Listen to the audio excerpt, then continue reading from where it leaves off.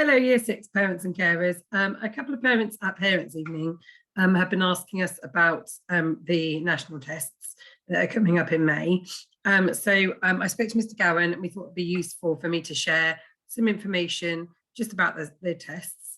I've also will attach a Google form with the email that this goes home with, so that you can send any questions that you've got across, and then I'll create a frequently asked questions document for you. We have in the past, probably about 10, 12 years ago, had a parents meeting for SATs, but it was only attended sort of by two parents. So we haven't historically run one of those. But if we see by the amount of questions that come through on the frequently asked questions, that parents would appreciate that, we will look to do something like that. But hopefully I'll be able to answer all your questions now, so you'll be able to watch this at a time that's convenient for you. Okay, so I'm going to go through kind of what SATs are, how the week works, and sort of, the way that we run them in school. Okay, so I'm just going to share my screen with you. Right, I'm just going to turn my camera off, then you won't have to see me, you can just see the screen. So, Year 6 SATs 2022 presentation for parents, carers and guardians. So, first of all, obviously, I understand that we haven't had SATs tests for a couple of years, so some parents and carers may not know what they are. They are the standardised assessment tests that are given to children at the end of Key Stage 2. So all children in Year 6 across the whole country will be sitting the tests at the same time. Okay, they are statutory assessment tests, so we can't choose whether to do them or not, we have to do them. They take place over 4 days, starting on Monday the 9th of May and ending on Thursday the 12th of May. It's really important as well that the kind of caveat to that is after the 12th of May, that's when the writing moderation window opens. So it's really important that children are in school after the 12th of May, okay, because the Year 6 curriculum doesn't stop after SATs. And I'll talk a bit more about why that is in a minute. The SATs papers consist of, so on the Monday, okay, it's the spelling, punctuation and grammar test. And the first one they do is the grammar, punctuation and spelling. And then on the Monday, they also have the separate spelling test as well. And I'll talk through those in a minute, what they look like. On the Tuesday, we have the reading. The Wednesday, we have 2 maths papers. They have their arithmetic and they have their reasoning paper. And on the Thursday, they have their second reasoning paper, and then it's finished. Okay, so those are the papers that they do. Writing is assessed, like I was saying, using evidence collected throughout Year 6. There is no Year 6 SATs test writing. Okay, now, like I said, the writing is really important. That is externally validated. So moderators come in and they look at the children's writing across a range of pieces of work, and that window opens kind of just after SATs and then closes at the end of June. Okay, I am one of those moderators. I go into other schools, so we are very well rehearsed. We know exactly what to look for in the children's writing to support our teacher assessment. The Key Stage 2 SATs will be taken on set days, so those days that I've shown you here, unless your child is absent. Okay, and we'll talk through a little bit about that more in a minute. So when and how are they completed? The tests take place during normal hours under exam conditions. Children are not allowed to talk to each other from the moment the assessments are handed out until they are collected at the end of the test.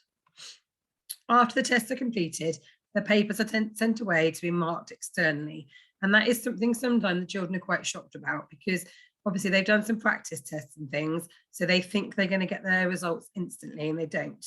Okay, because they're actually sent away. We have to package them up kind of in secure mail, and they get sent away. Someone comes in and collects them. The results then sent back to us in July. Now, we usually share those results with you in their end of year report. So that's when you'll find out how the children have gotten on. It is a pass-fail curriculum. Okay, that was something that was brought in, I think, oh goodness, 6 years ago. Okay, so you will find out, you know, how they've gotten on, but we will talk about this in a minute. It is a snapshot of their primary experience. Each test lasts no longer than 60 minutes. So you've got the timings there for them all. Obviously, you'll see that the grammar and punctuation paper is the longest one there. In the morning, the spelling one's a bit shorter. Then on the Tuesday, they've got the reading. The reading obviously is a longer paper because they've got 3 texts to read. We'll go through a bit more than that in a minute. Then they've got their arithmetic and then their 2 reasoning papers. So we obviously are aware of children that have specific arrangements for SATs, okay? And these are really children who have got a diagnosis. The doctor has given us evidence we have to back up. We can't just say, oh, a child needs extra time. We need evidence to back that up with. So for example, if a child has got a official diagnosis from a clinician of dyslexia, they may be offered additional time. We've had children who are visually impaired in the past who need larger print. We've had children who read better off particular colours, so we're allowed to open them and modify them onto different colours.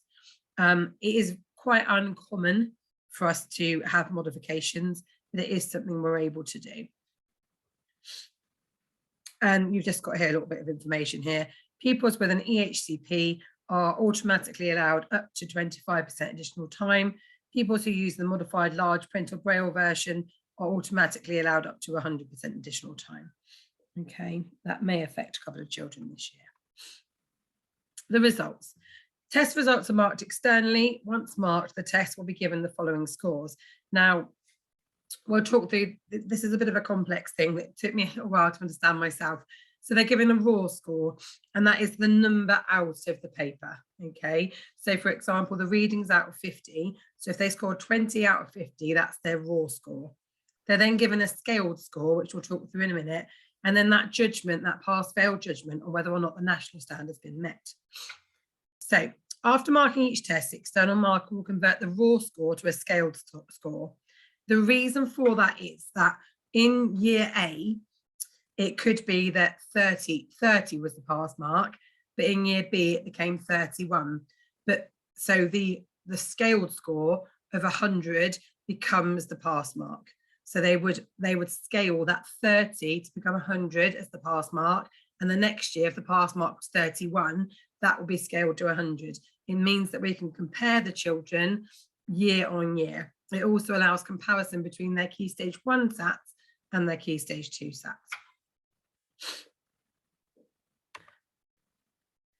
So the spelling, punctuation and grammar consists of 2 papers. Paper 1 focuses on all 3 of them, and that lasts for 45 minutes. Paper 2 is just a spelling test, and that's read out by the class teacher. So they've been working hard with their class teacher on developing and securing their knowledge of the technical vocabulary needed in this test. Okay, that's been a big focus. So the test focuses on the grammatical terms, functions of sentences, combining words, phrases and clauses, verb forms, tenses and consistency, punctuation, vocabulary, standard English, and that sort of level of formality. The test requires a range of answer types, but doesn't require long formal answers. So it's not something that they're going to have to write a lot in. It's more of kind of a tick box and single word answers. So here's some examples, okay? So you've got here sort of question mark ones. You've got ones where they've got to add in a word.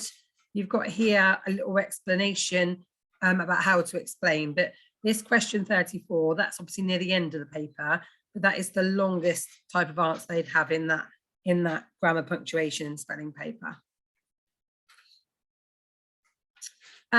Then we get the spelling test. This is about 15 minutes, okay? It isn't an exact science, because like I said, it is what the class teacher will read out, okay? And it focuses only on spellings. And here's some example ones. So the dragon is an imaginary, obviously the teacher would then say creature, for example. I'm so sorry, let's just jump ahead. So it would be the dragon is an imaginary creature. So creature would be their spelling. Okay, so the teacher would read it as, the dragon is an imaginary creature. Your spelling is creature. And then they would write that word down. There was enough food for everyone. Your spelling is enough. My little brother is in another class. Your spelling is another. Okay, that's kind of how that one works. And at the end, the teacher will read through the spellings. So creature, enough, brother, just to make sure that the children have had as good an opportunity as they can. The next one is the reading test. It lasts for about 60 minutes and it gets progressively more challenging. There are 3 texts for the children to read, and they can be any combination of non-fiction, fiction, and or poetry. We don't know until the day, and that's really important. The children sometimes say, oh, you know what's going to be in it. We have no idea until we stand there and open up the packets what's going to be in there. The test covers the following areas known as content domains. Those content domains are our reading monsters in school. So all the work that we've done on reading monsters links in with those content domains. So it's meaning of words, it's retrieving information, summarizing, inferring, predicting, how information contributes to meaning, explaining word choices, and drawing comparisons between the text. And they require a range of answers. So you'll get a bit of text here. Okay, obviously the text is usually text 1 is 1 page, text 2 is 2 pages, and text 3 is the longer one, the harder one, it's 3 pages. We'd encourage the children who find reading quite challenging to really focus on those first 2 texts, because the third text is much more for the children who are at a greater depth with reading. So you've got an example question here. What's AJ doing when the post arrives? So the children have to read through the text, skim and scan, and find the evidence to answer the question. Okay, and then obviously this is an example of a mark scheme as well. Another example, this is from a text a couple of years ago. So you can see here that this was more of a non-fiction one. It was about bumblebees. So again, in what ways is buzz pollination more useful? They got to read the information and then sort of draw a summary. And then this is another example question. So they've got to give the impression given and then back up with evidence from the text. Okay, like I said, it won't look exactly like this. This is just to give you an idea. So since the current testing formation for the SATs began in 2016, they have a tendency for 3 types of questions to be the most popular. In the 2019 SATs papers, 12% could be gained from answering questions involving giving and explaining the meanings of words in context. 42% of marks could be gained from answering questions involving retrieving and recording or identifying key details. And 36% of marks can be gained for answering questions involving making inferences. So why is a person doing that? What is your evidence for the person doing that? Look at the text and explain why. Inferences is all about explaining why and being a detective. So the next one, oh, I'm so sorry, that flipped on a bit too quick. The maths assessment is probably the, I suppose, the chunkier of the 3 strands that are tested, because it's got the 3 papers. So paper 1 is the arithmetic. Now, the children have been practicing arithmetic since the beginning of the term, and it is exactly what it says it is. It is basic calculations. So every Friday, they always do this with me. They are getting really proficient at this. It's a real strength of our children's. Paper 2 and 3 are reasoning.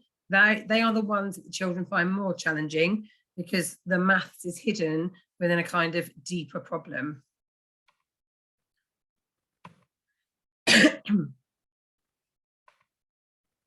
So the arithmetic paper has a total of 40 marks, and it covers those 4 operations. So addition, subtraction, multiplication, division, order of operations, percentages, calculating with decimals, and fractions. And they are quite complex. This is halfway through the paper, so it gets significantly harder as you go through. Here are some more calculations. Obviously, this is a slightly easier one here. Okay, slightly easier one here. These 2 are, slightly more challenging.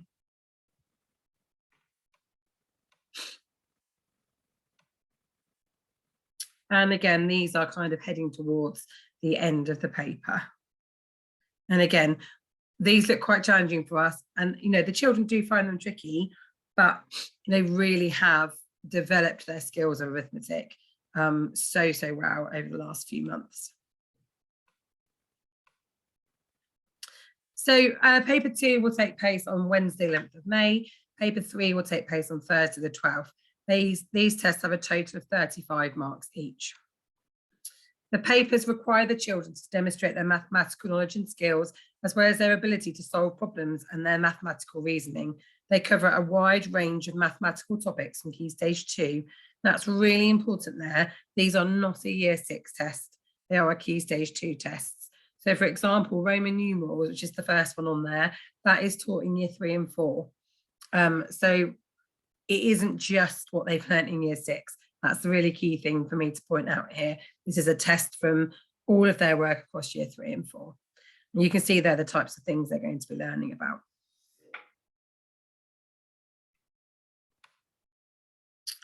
And here's some examples. So again, here we'd be expecting them to probably either turn these into millilitres to make it harder for themselves, or definitely adding in their 0.5s halfway along. Their jottings are really important. So we really get them to, you know, do anything that's going to help them. Okay. So on this one here, multiply by 2 and add 3. Okay. This one, I'd be expecting them to go backwards. And so divide by 2 and take away 3 and actually draw out their number sentence to help them. Okay, this is a little bit later into the paper. Again, prime numbers, they're taught initially in Year 5, and then they are reinforced in Year 6. And this is a kind of explaining, they need to explain why. They can draw a diagram to explain as long as it shows their thinking. And here's some more. Okay, so we've got some pictorial questions here. We've got some kilometres into miles questions here, so a bit of ratio and proportion. And again, this is where their jottings are really important, because we're using 8 to 5, and we've got to scale up from 5 to 250 using multiplication. And here's another example. Again, question 19, so we're getting quite into the kind of more challenging questions at this point.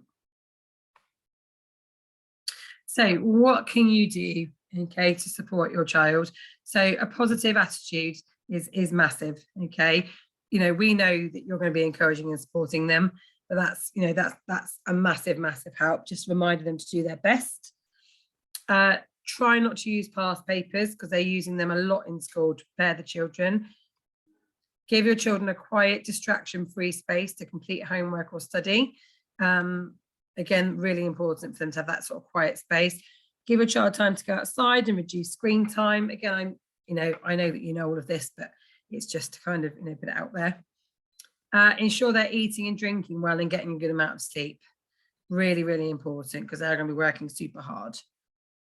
Plan something nice and fun for the weekends before and after SATs. This will help them to relax before the SATs and give them something to look forward to afterwards, which we know is really important. And a few more further tips. We don't massively encourage lots and lots of revision, but if you're going to, you know, keep it in short, sharp steps. Don't do sort of longer sessions. Try and do little short ones. But if your child prefers that longer focused one, then obviously really it's what works best for you. Keep revision light, like I've just said. Try and avoid past papers, sorry. There's lots of websites where you can do revision on, if they prefer sort of using the internet for revision. If that's what you want to do, again, there's no pressure on that at all. And then we've obviously offered the CGP books in school. I know quite a few Year 6 parents have bought them. They are really good in helping the children prepare for the tests. Things to remember: SATs focus on what the children know about maths and English, and only maths and English. Okay, they won't reflect on how talented they are at science, geography, art, PE, and they won't highlight all of their amazing personal characteristics, the reason that we absolutely adore them. okay? They are such a snippet. They don't tell the whole story, okay? They won't show, if they will say if they did or didn't meet a certain standard, but they won't tell you by how much, okay? So, you know, please don't panic if your child doesn't meet the expected standard. They might have missed out by 1 or 2 marks. We will have those marks and we can give them to you, but, you know, please don't panic. And they are only 4 days out of the whole primary school career. So for some of our children, they've been at Foundry Lane since year R. This is such a small snippet. It's only 4 days, and within those 4 days, it's only 30 to 60 minutes. So advice: listen for the children. Listen to your teacher. Okay, they know what they're doing. Please listen to them when they tell you to keep them calm, when they tell you to do their jottings. We want you to do your best. That's all. Get plenty to sleep and eat. That will help your brain. Read the questions carefully, okay? Don't panic. That's really important. And remember, the year 6 SATs last for 4 days out of your whole life, okay? SATs breakfast at Foundry Lane. As a nice start to each day, we'll be offering cereals and a toast breakfast. On the last day, we'll hopefully, fingers crossed, I've got to talk to the people in the canteen. We will have a sandwich or a veggie sausage sandwich. And it's really important, this is free, okay? We don't charge anything for the SATs breakfast, okay? It's completely free. And usually we have around 95% of the year group attend, okay? So it's most children come. Class teachers, SLT and other staff are always on hand to help serve up the breakfast. It's a really lovely way to start the day. Got a few frequently asked questions that have come up historically. Obviously, I was a year 6 teacher for lots of years, 11, 12 years. And these were some of the key ones that came up. What if my child is unwell on the day? It's really important, obviously, that all child attend school on the day of the tests. So no holidays will be authorised during the test weeks. If they are unwell, please let us know as soon as possible. It's imperative that they do not have contact with any children who have sat the test so that they can have a timetable adjustment. For us to be able to give them that timetable adjustment, we have to be suitably happy that they have not had contact with any other children that have sat the test. That's really important. My child suffers from anxiety. We try and make the tests as calm as possible for children. Unfortunately, they are mandatory. We cannot choose who takes them, but we will do our best to support all the children with their mental health during the week. Okay, we will really, really work hard on that. Obviously, that's a big thing at Foundry Lane, children's mental health. So we really, really will work hard in trying to keep them calm and trying to reduce that anxiety as much as possible. Okay, so I'm going to stop my share for you a second. I know it's been quite a long share. Okay, what I'm going to do now, I mentioned at the start of the video, I'm going to send a Google form along with this so that if parents have got sort of frequently asked questions, please don't put your name on them. We'll just do them as questions and then they're going to be anonymous, and I will just fill the form in and then ping it back with all the answers. If we could have the questions in, I know it's quite short, but by Friday, as in tomorrow, at about sort of 5 o'clock, 5:30, then I can spend half term on one of the days when I'm working, actually going through and really thinking them through. I hope it's been useful. You're probably bored of my voice, so I do apologise. But I hope that just kind of gives you a bit more clarity around the assessment tests. Okay, I wish you all a lovely half term and I really hope that's helpful. Thank you.